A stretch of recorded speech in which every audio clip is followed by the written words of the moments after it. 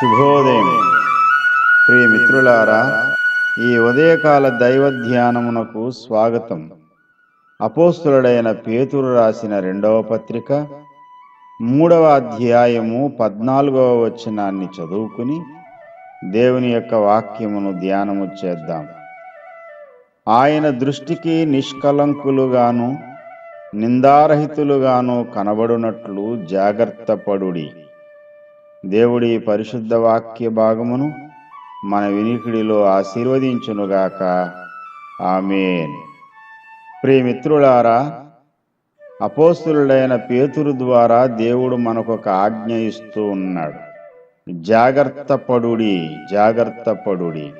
ఏదైనా ఒక ఆపద పొంచి ఉన్నప్పుడు, నష్టం కలగడానికి అవకాశం ఉన్నప్పుడు జాగ్రత్త చెబుతాం, హెచ్చరిక చేస్తాం.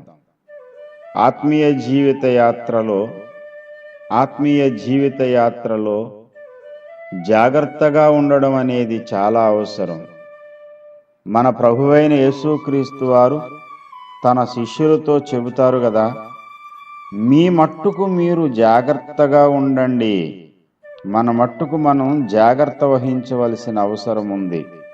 నిర్లక్ష్యంగా దేవునికి వ్యతిరేకంగా అడుగులు వేయడానికి వీలు లేదు. విశ్వాసయాత్రలో మనం వేసే ప్రతి అడుగు, ప్రతి మాట, ప్రతి తలంపు, ప్రతి తీర్మానము, ప్రతి అభిప్రాయము దేవునికి అనుకూలంగా ఉన్నప్పుడే మనం ఆయన ముందు నిందారహితులము, నిష్కలంకులము కాగలుగుతాం. మనుషులను మెప్పించొచ్చు, మనుషుల ముందు మనము ఘనులుగా కనపడవచ్చు. ఎవరు దేవుని ముందు ఘనులుగా ఎంచబడతారో, ఎవరు దేవుని ముందు నిందారహితులుగా ఎంచబడతారో వారే అసలు సిసలైనటువంటి భక్తులు, వారే ఘనులు. ప్రియమిత్రులారా, ఈ ఉదయకాలమున దేవుని సన్నిధిలో నిందారహితులుగా నడవడానికి జాగ్రత్త పడదాం. పరిశుద్ధులగుటయే దేవుని చిత్తము అని ఊరుకోకుండా, పరిశుద్ధత యందును ఘనత యందును తన ఘటమును ఎట్లు కాపాడుకొనవలెనో అది ఎరుగుటయే దేవుని చిత్తము అంటాడు పౌలు భక్తుడు.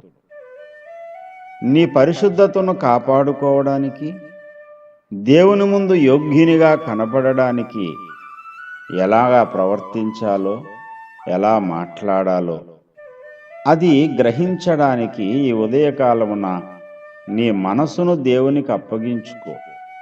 ప్రభువా, నేను నీ దృష్టికి యోగ్యుణ్ణి కావాలి అంటూ మొర్రపెట్టు. దేవుడు నీకు బోధించినటువంటి జాగ్రత్తలన్నీ తీసుకో. లేఖనము ద్వారా హెచ్చరిక నొందు. యవనులు దేని చేత తమ నడకను శుద్ధి చేసుకొందురు అని ప్రశ్నించి కీర్తనాకారుడు 119వ కీర్తనలో చెబుతాడు కదా. నీ వాక్యమును బట్టి దానిని జాగ్రత్తగా చూసుకునుట చేతనే కదా. దేవుని వాక్యాన్ని జాగ్రత్తగా చూసుకోండి. లేఖనము నిర్దేశించిన మార్గములో నడుస్తూ నిందారహితులుగా బ్రతకడానికి జాగ్రత్త పడుతూ ఆచితూచి అడుగులు వేద్దాం. ఆలోచనకర్త అయిన దేవుని మాట వింటూ ఆత్మీయ జీవిత యాత్రలో ముందుకు సాగిపోదాం. అట్టి ప్రత్యక్షత గల మనసు దేవుడు మనందరికీ ఈ ఉదయకాలం అనుగ్రహించునుగాక. ఆమేన్.